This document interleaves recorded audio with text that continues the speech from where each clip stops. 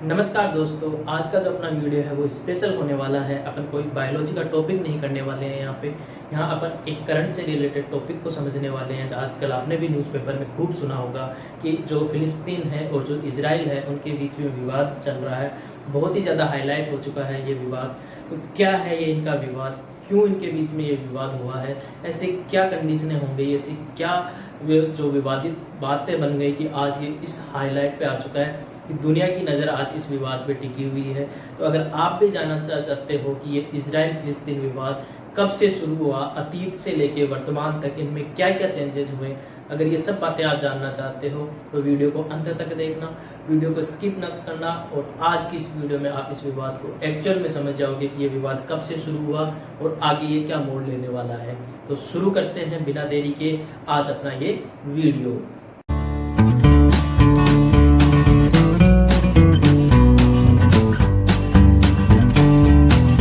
आज की वीडियो में अपन शुरू कर रहे हैं इजराइल फिलिस्तीन विवाद।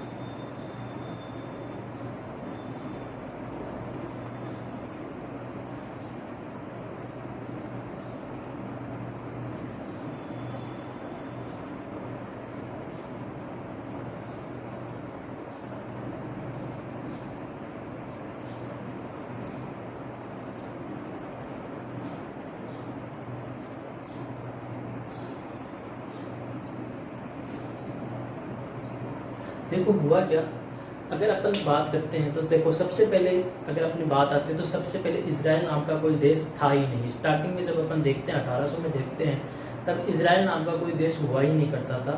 इजराइल नाम का जो देश है वो बना था 1948 में।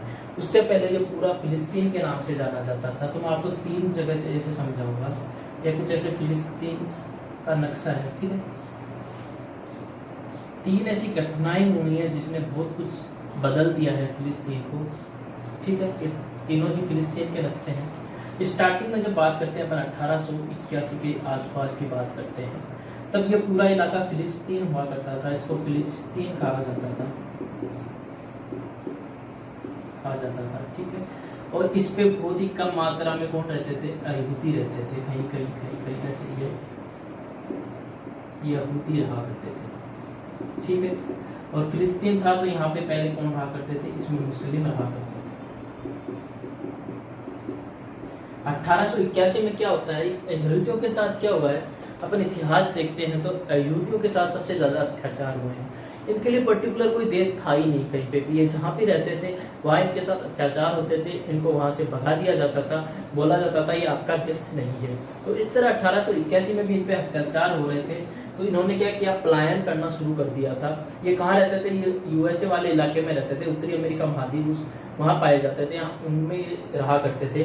तो वहाँ पे इन पे अत्याचार हुआ तो उन्होंने वहाँ से पलायन किया और आके फिलिस्तीन में रहना स्टार्ट कर दिया। फिलिस्तीन में भी क्या था कि यहाँ पे खाली जगह पड़ी थी, तो इन्होंने किसी ने विरोध नहीं किया कि चलो ठीक है खाली जगह है यहाँ आके रहने लग जाओ। तो यहूदी यहाँ आके बसने लग गए थे। स्टार्टिंग में थोड़ी कम मात्रा में आए थे, लेकिन धीरे धीरे जहाँ पे भी यहूदियों पे अत्याचार होता वो फिलिस्तीन की ओर रुख कर लेते और यहाँ आके रहने लग जाते थे। धीरे धीरे यहाँ इनकी क्या होने लगी, तादाद बढ़ने लगी। तादाद बढ़ने के कारण यहाँ पे क्या हो गया, यहूदियों की बढ़ने लगी। तो यहूदियों ने यहाँ पे मांग करना शुरू कर दिया था कि हमारे लिए एक पर्टिकुलर देश होना चाहिए। उस देश को हम क्या नाम दें, यहूदियों का पर्टिकुलर एक देश होना चाहिए। इस विश्व में कहीं पे भी कोई यहूदियों का देश नहीं है। अगर हम पे अत्याचार होता है तो हम कहाँ जाए। तो इस तरह 1881 में फिलिस्तीन कुछ इस तरह का था। फिर क्या हुआ, फर्स्ट वर्ल्ड वॉर हुआ, उसके पीछे की क्या कहानी है वो भी अपन समझेंगे। और फिर 1948 के अंदर क्या होगा, फिलिस्तीन के टुकड़े होंगे और इसके अंदर क्या किया जाएगा कि फिलिस्तीन को और इजराइल नाम का जो देश है वो गठन किया जाएगा। क्या इसके पीछे की कहानी है वो भी अपन देखेंगे। फिर अपन 1967 में देखेंगे। तो इन तीन में अपन इस नक्शे को कंपेयर करेंगे। सबसे पहले अपन बात करते हैं कि ऐसा क्या हुआ, क्यों इस पे विवाद हुआ। इसमें अतीत में अपन चलते हैं। सबसे पहले अपन चलते हैं 1881 की तरफ। इन दो नक्शों को अपन बाद में देखेंगे, ठीक है। 1881 के आसपास क्या हो रहा है कि यहूदियों पे हो रहे हैं अत्याचार। अत्याचार होने की वजह से वो क्या कर रहे हैं, यहाँ से पलायन करके फिलिस्तीन में आना शुरू कर रहे हैं। अब फिलिस्तीन में एक जगह है जिसका नाम है जेरूसलम। ये जेरूसलम तीन धर्मों के लिए बड़ी ही पवित्र मानी जाती है। ये जगह पड़ती है फिलिस्तीन में, ठीक है। तो इसमें ये तीन धर्मों के लिए बड़ी ही पवित्र जगह मानी जाती है, जिसमें एक तो है ईसाई, ठीक है, एक है मुस्लिम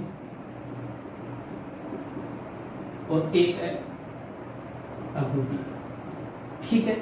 ईसाई के लिए पवित्र इसलिए है क्योंकि कहा जाता है ईसा मसीह को यहीं पे सूली पे चढ़ाया गया था, सूली पे यहीं चढ़ाया गया था।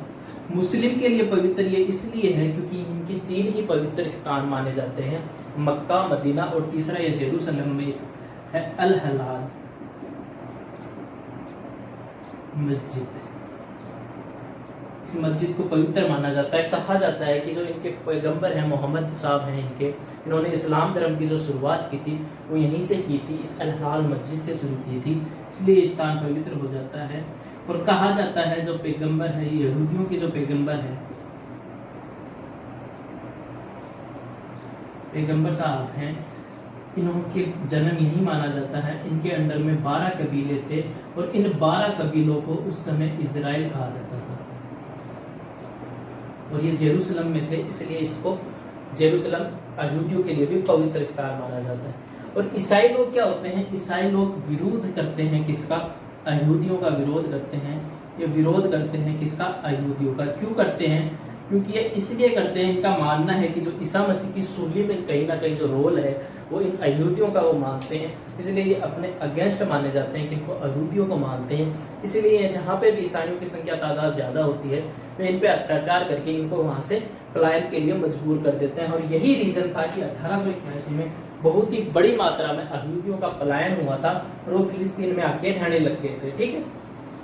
अब धीरे धीरे क्या हुआ, इस पे रहने लग गए। फिर हुआ फर्स्ट वर्ल्ड वॉर, ठीक है। जो फर्स्ट वर्ल्ड वॉर हुआ इसके बारे में मैं आपको बहुत बार बता चुका हूँ, राष्ट्रीय क्लासों में अपन ने यूएनओ वाली सीरीज में भी बात की थी।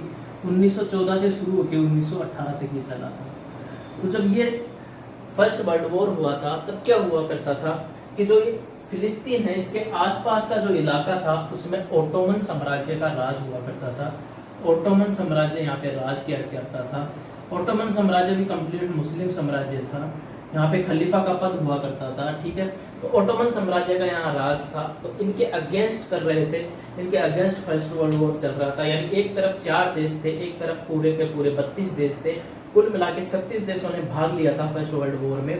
तो ये आपस में जब इनके बीच में फर्स्ट वर्ल्ड वॉर चल रहा था तो एंड में जब जो 32 देश थे जिसमें अपना ब्रिटेन भी था, रूस भी था, ये सारे देश थे, इन्होंने हरा दिया था कि इनको इन 4 देशों को, जिनमें एक ओटोमन साम्राज्य भी था, जर्मनी भी था, ऑस्ट्रिया हंगरी भी था, बुल्गारिया था। तो इन चारों देशों को जब इनको हरा दिया गया था तो इनको हराने के बाद में जब ओटोमन साम्राज्य था इसका बंटवारा कर दिया गया था और अब इस फिलिस्तीन पे जो राज आ गया था वो ब्रिटेन का राज आ गया था।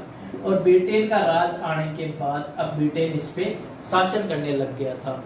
अब जैसे इसने शासन किया था तो फर्स्ट वर्ल्ड वॉर में इन्होंने क्या किया था, ब्रिटेन ने यहूदियों से एक संधि की थी, क्योंकि यहाँ पे यहूदी भी बहुत ज्यादा रह रहे थे। तो उन्होंने कहा था कि आप मेरा सपोर्ट करो ओटोमन साम्राज्य को हराने में, हम आपका सपोर्ट करेंगे आपको एक अलग देश बनाने में। और ऐसा ही कुछ उन्होंने वादा किया था फिलिस्तीन के अंदर जो क्रांतिकारी मौजूद थे उनको बताने के लिए कि आप हमारा सपोर्ट करो। मतलब एक तरह से उन्होंने अंदरूनी एक आंदोलन पैदा कर दिया था जिससे ओटोमन साम्राज्य हारा था फर्स्ट वर्ल्ड वॉर में, ठीक है। तो अब इस पे ब्रिटेन का जैसे कब्जा हो गया, तो ब्रिटेन ने कब्जा किया तो यहूदियों ने बोला अपना वादा निभाओ, उन्हें जो किया है वादा वो निभाना ही पड़ेगा। पर ब्रिटेन ने कहा चलो चलो बहुत आए तुम जैसे, ऐसे वादे हमने पता नहीं कितनों से किए हैं। तो इन्होंने यहूदियों से वादा नहीं निभाया था। अब यहूदियों ने क्या किया, यहाँ से मांग उठाना शुरू कर दी कि हमें हमारा अलग ही क्या चाहिए, एक देश चाहिए। जैसे ये बात पता चली कि इनको फिलिस्तीन के मुस्लिमों को बोला हमने ही तो तुम्हें रहने के लिए जगह दी है, आज हमने तुम्हें दूध पिलाया, आज तुम ही हमें फन दिखा रहे हो।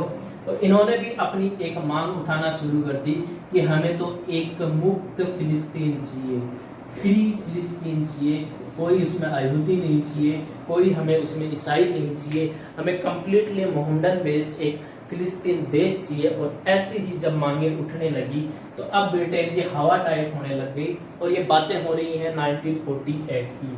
जब 1948 में ये बहुत ज़्यादा विवाद बढ़ गया और ये मांगे अलग अलग उठने लग गई तो ब्रिटेन को लगा कि अब ये मेरे बस की बात नहीं है।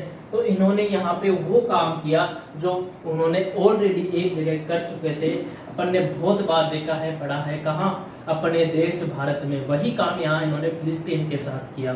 क्या किया इन्होंने? फिलिस्तीन के किए टुकड़े, जैसे भारत के 2 टुकड़े करके भारत और पाकिस्तान बनाया गया, वैसे इस फिलिस्तीन के टुकड़े कर दिए गए और इसके टुकड़ों से एक तो बना फिलिस्तीन और एक बना इजराइल, जिसकी मांग ये यहूदी कर रहे थे। ठीक है, तो इस तरह से ये 2 धड़े इनमें बना दिए गए, इनका बंटवारा कर दिया गया। जैसे ये बंटवारा हुआ तो फिर इन पे विवाद हुआ जेरूसलम पे, क्योंकि जेरूसलम पवित्र स्थान माना जाता है। अब बेटे इनको लगा मुझे नहीं पता जेरूसलम का आप क्या करोगे, आपस में इसको हैंडल करो, टैकल करो, मेरे बस की बात नहीं है। तो बेटे तो यहाँ से निकल गया। अब जब इनके बीच में विवाद होने लगा तो अब बीच में आया यूएनओ। यूएनओ ने वही कार्य किया जो यहाँ पे भारत में कश्मीर पे किया गया। बोला, इन्होंने क्या कहा? इन्होंने कहा कि आपको फिलिस्तीन मिलेगा क्योंकि आप पहले से हो यहाँ पे, तो 48% एरिया पे आपका कब्जा रहेगा। ठीक है, इन्होंने बोला एक यहाँ पे इजराइल बनेगा जो 44% एरिया को कवर करेगा। ठीक है, और जो बचा हुआ जेरूसलम है जिसपे विवाद हो रहा है, जो ये 8% इलाका है, ये 8% इलाका यूएनओ के अंडर में रहेगा। इस पे किसी भी देश का अधिकार नहीं रहेगा, ना फिलिस्तीन का ना इजराइल का। इस तरह से इन्होंने बंटवारा कर दिया। अब जब ये बंटवारा हुआ, क्योंकि फिलिस्तीन हमें पता है मोहम्मदन्स का देश था पूरा, तो इनके सपोर्ट में सारे अरब कंट्री आ गए, सारे अरब देश आ गए।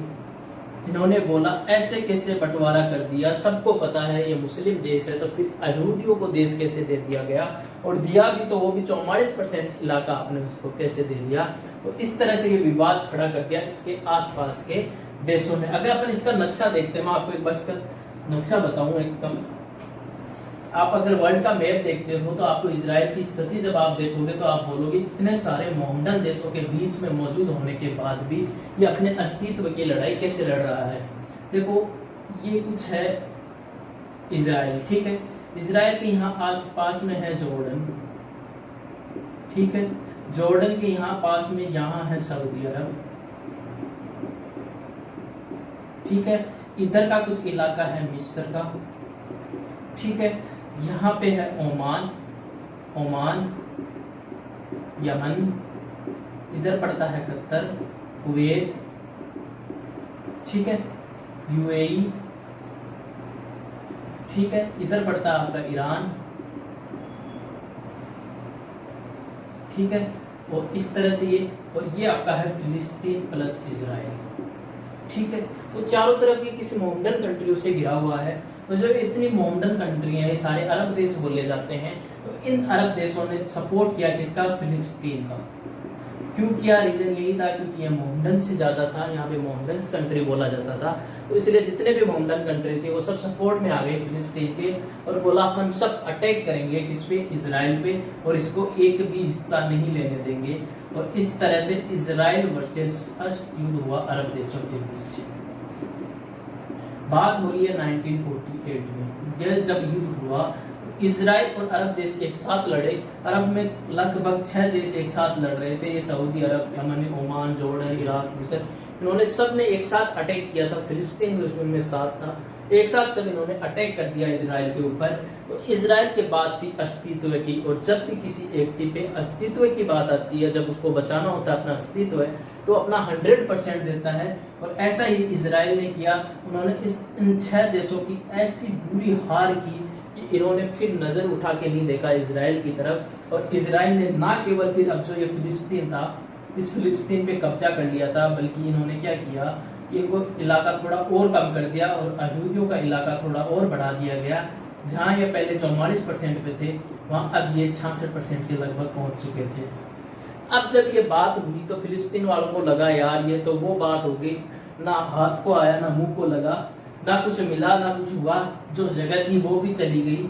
तो इस तरह से उन्होंने फिर अंदर ही अंदर फिर से एक जो बदले की भावना है वो लिए बैठे रहे। और ये बात जब बदले की आग थी उनके बीच में, ये फिर भड़की 1967 में। 1967 में फिर से सारे अरब देश एक हुए, फिर से इजराइल पे अटैक किया गया।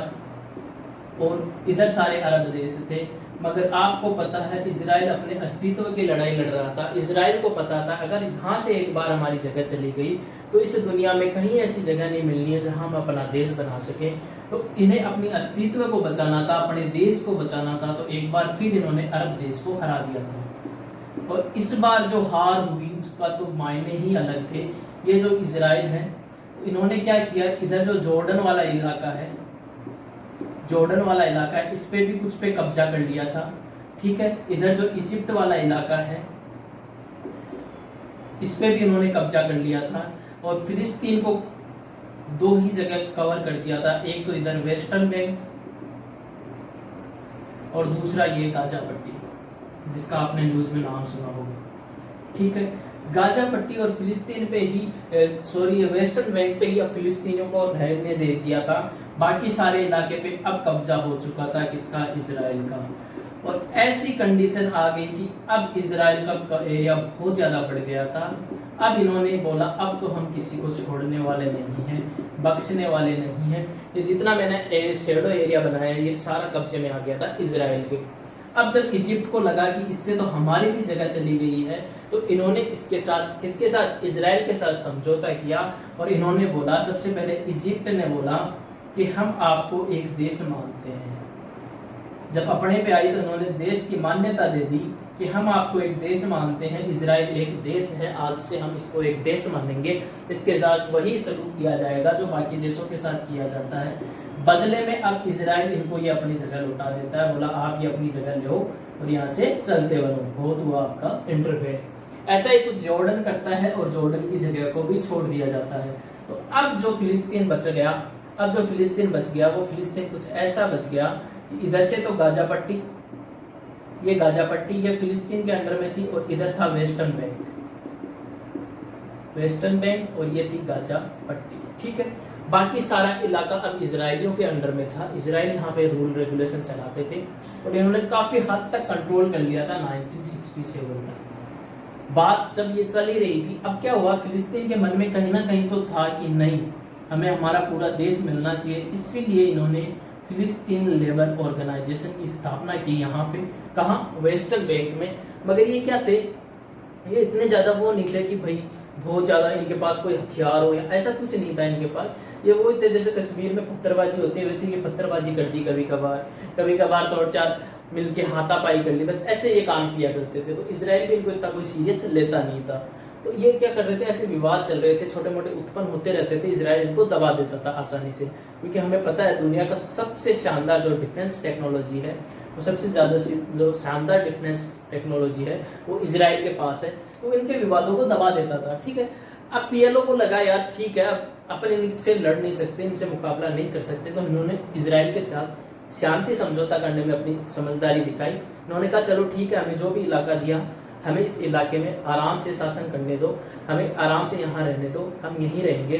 तो इन्होंने यहाँ पे एक समझौता कर लिया और पीएलओ को मान्यता, पहले जब इजराइल इसको आतंकवादी संगठन मानता था उसको अब एक संगठन आतंकवादी न मानकर, एक राजनीतिक संगठन मानकर फिलिस्तीन वाले इस वेस्टर्न बैंक में राजनीति करने का मौका प्रदान कर दिया। बोला ठीक है आपको ये इलाका दिया हुआ है, आप इस पे शासन करो, जो भी आपकी इंटरनली पॉलिसी बनानी है वो बनाओ, हम इसमें इंटरफेयर नहीं करेंगे।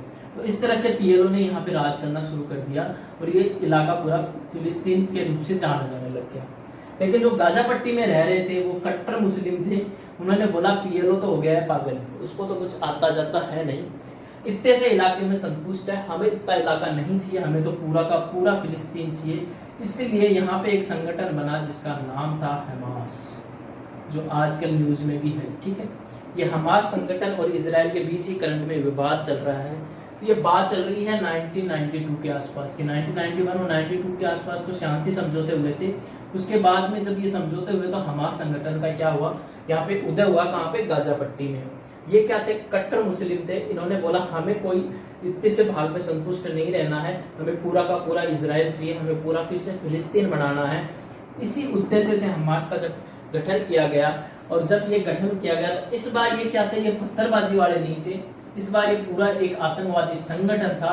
इनके पास से मिसाइलें थी, इनके पास से सारे हथियार थे और अब ये इन्होंने अटैक करना शुरू कर दिया। कभी कभी ये अटैक करते, कभी 2-4 मिसाइलें छोड़ते, कभी फायरिंग करते, कभी जो सेल्फ बम होते हैं उनको छोड़ते, इस तरह से इन्होंने अटैक करना शुरू कर दिया इसराइल पे। तो अब इसराइल भी इनको एक आतंकवादी संगठन के रूप में देखने लग गया, हमास को। वेस्टर्न बैंक से अब वो नाता नहीं रख रहा था, वेस्टर्न बैंक अपना आराम से काम कर रहे थे, उनके बीच में इतना ना विवाद हो रहा था ना कुछ और। तो ये क्या था, ये वेस्टर्न बैंक था, यहाँ पे पीएलओ अपना काम कर रही थी, उनको एक ऑर्गेनाइजेशन बना दिया था। लेकिन जो ये गाजा पट्टी थी, यहाँ से अटैक होते रहते थे, इस गाजा पट्टी से बार बार अटैक हो रहे थे इस पे, इजराइल पे, ठीक है। अब क्या हुआ, ये हमास था जो बार बार इन पे अटैक कर रहा था, तो ये बातें चल रही थी, कंटिन्यू हो रहा था। अब बात आती है करंट में ऐसा क्या हुआ कि ये इतना हाइपर हो गया, इतना ज्यादा हो गया, उसके पीछे रीजन भी ये वेस्टर्न बैंक ही है। हुआ क्या, यहाँ पे एक जगह है शेर अल्लाह, यहाँ ये एक जगह है जो पहले फिलिस्तीन की थी, लेकिन 150 वर्ष पहले यहूदियों ने क्या कर लिया था, यहूदियों ने इसको खरीद लिया था, इस जगह को। अब यहाँ पे कौन रह रहे थे, यहाँ पे यहूदी भी रह रहे थे, ऑलरेडी यहाँ पे फिलिस्तीन वाले रह रहे थे, यानी मुस्लिम भी यहाँ रह रहे थे, जो फिलिस्तीन के ओरिजिनल थे वो भी यहाँ रह रहे थे। तो यहूदियों ने कहा कि मुस्लिमों को जाना पड़ेगा, क्योंकि यहाँ पे हमने इस जगह को इस जगह को हमने क्या कर लिया, खरीद लिया है, तो आपको मुस्लिम को जाना पड़ेगा। मगर मुस्लिम यहाँ से जाने को तैयार नहीं थे। तो जब ये बात इन्होंने क्या कर लिए थे, यहाँ पे अपने मकान बना लिए थे, तो जब ये बात चली तो इन्होंने ये मामला चला गया कोर्ट में। अब चूंकि इजराइल की कोर्ट में था, तो फैसला पक्ष में आया यहूदियों के, और इनके मकान को तोड़ा जाने लगा। जब इनके मकान तोड़े जाने लगे, ये बात चल गई है 2020-21 की, ठीक है। तो इनके मकान तोड़े जाने लगे, तो फिर बाद में बात 21 तक आ गई। 2021 में अभी रमजान का महीना गया है। इस रमजान के महीने में क्या हुआ, ये सब इकट्ठा हुए थे इनके जेरूसलम में पवित्र जगह है अल अल्हाल मस्जिद।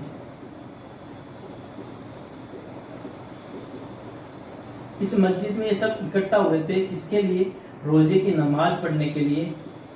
कौन सी, जुम्मे की, यानी शुक्रवार था उस दिन, जुम्मे की इन्होंने नमाज पढ़नी थी। तो ये सब इस मस्जिद में इकट्ठा हुए थे। तो इजराइल को ये लगा कि इतनी ज्यादा संख्या में ये लोग इस मस्जिद में इकट्ठा हो रहे हैं, तो कहीं ना कहीं ये हमारे खिलाफ कोई षड्यंत्र ना बना दे, क्योंकि अभी ताजा में हमने यहाँ से इनको निकाला है। शेर अल्लाह भी ये जेरूसलम के पास की जगह थी, तो इन्होंने लगा कि हमने यहीं से अभी इनको खदेड़ा है, इनके मकान तोड़े हैं, तो ये बात भी गर्म है। फिर इनके जुम्मे की जो नमाज है, इसमें बहुत संख्या में लोग इकट्ठा हो रहे हैं, तो ये अल हलाल मस्जिद में कहीं ये हमारे खिलाफ षड्यंत्र ना कर दे, तो इन्होंने यहाँ अपनी सेना की तैनाती कर दी। इन्होंने अपनी सेना को यहाँ भेज दिया। चूंकि मस्जिद में हथियार ले जाना मना है, ये उनको पवित्र नहीं मानते। जब इन्होंने सेना की वहाँ पे मौजूदगी देखी, तो इन्होंने क्या कर दिया, इस चीज का विवाद कर दिया। बोले आप हमारे पवित्र स्थान पे हथियार लेके नहीं आ सकते। और जब ये विवाद बढ़ गया, तो इनके बीच में हाथापाई हो गई, और इन हाथापाई में कुछ लोगों की जान भी चली गई। और जैसे ये घटना हुई, हमास तो तैयार ही बैठा था एक मौके के लिए कि मुझे कोई मौका मिले और मैं इस पे अटैक कर दूं, किस पे, इजराइल पे, और उसे ये मौका मिल चुका था। अब हमास ने अटैक करना शुरू कर दिया इजराइल पे। बोला हमारे मुस्लिम भाइयों पे तुमने हाथ कैसे उठाया, उन पे आपने अटैक कैसे किया। तो हमास ने अटैक शुरू किया इजराइल पे। पहले क्या करता था हमास, क्या करता था, 1-2 मिसाइल या 10-15 मिसाइल छोड़ देता था। ये 10-15 मिसाइलें छोड़ देता था। तो इजराइल की डिफेंस टेक्नोलॉजी, जिसमें आयरन डोम का नाम सबसे ऊपर आता है, आयरन डोम, ये क्या करता है, आयरन डोम के बारे में मैं आपको बताऊंगा। आयरन डोम क्या करता है, ये डिफेंस टेक्नोलॉजी में इतने शानदार वर्क करता है। इसमें क्या होते हैं, 3 सिस्टम होते हैं, ठीक है, फर्स्ट, सेकंड और थर्ड, ठीक है। फर्स्ट में राडार होते हैं, सेकंड में लोकेशन होती है, और थर्ड में लॉन्चिंग होती है, ठीक है।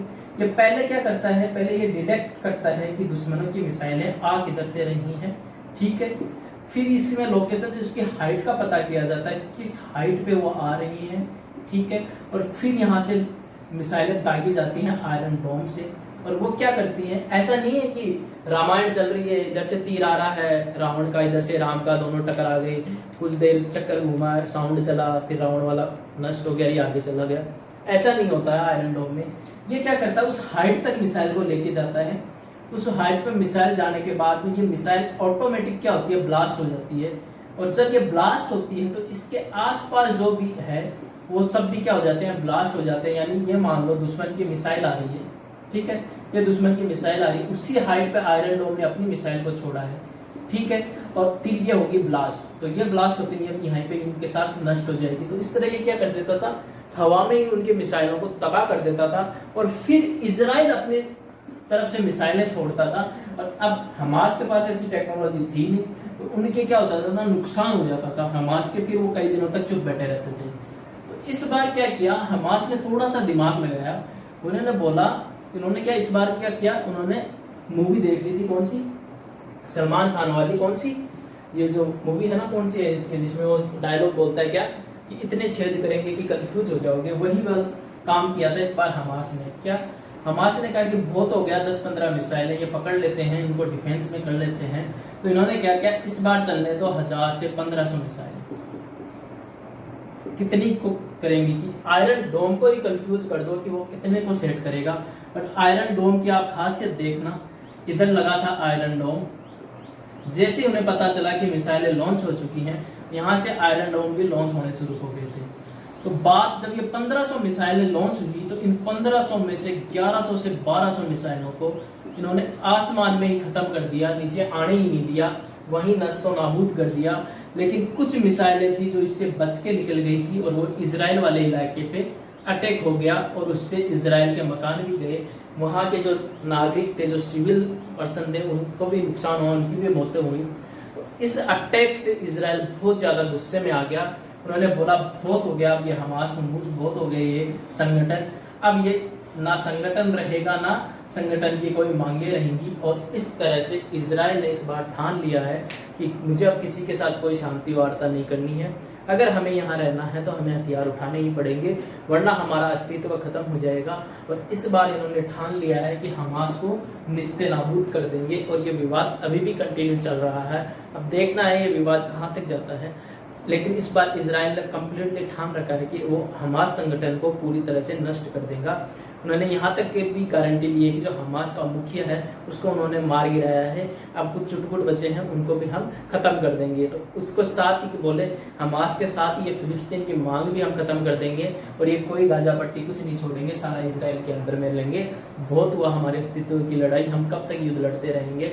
आपने देखा होगा इजराइल के अंदर एक रूल भी है, यहाँ पे हर नागरिक को 2 साल तक क्या करना पड़ता है, सेना में सेवा देनी पड़ती है। ये वहाँ का रूल है, हर बंदा जाएगा, चाहे वो मेन हो फीमेल हो कुछ भी हो, उनको सेवा आपको देनी ही पड़ेगी 2 साल। इसलिए वहाँ के हर नागरिक को सोल्जर कहा जाता है। और अपने अस्तित्व की लड़ाई के लिए इन्होंने इस फिलिस्तीन वाले इलाके पे कंट्रोल करके यहाँ पे पूरा इजराइल कायम कर दिया था। तो हमने देखा कि 1948 से पहले कोई इजराइल नाम का देश था ही नहीं। और इस तरह से इन्होंने क्या कर दिया था, अपने अस्तित्व को बचाए रखने के लिए कंटिन्यू लड़ाई लड़ते आ रहे हैं और ये आज भी अपने वर्चस्व को कायम बनाए हुए हैं। अब देखते हैं आगे ये कहाँ तक जाते हैं। तो आज की वीडियो में इतना ही, आपको समझ में आ गया होगा कि क्या ये विवाद है, क्यों है, कब से है और आगे क्या मोड़ लेने वाला है। तो अगर आपको ये वीडियो पसंद आई है तो वीडियो को पसंद कीजिए, लाइक कीजिए, शेयर कीजिए। अगर चैनल पे नए हैं तो चैनल को सब्सक्राइब कीजिए। मिलते हैं फिर कोई करंट टॉपिक के साथ, तब तक के लिए धन्यवाद।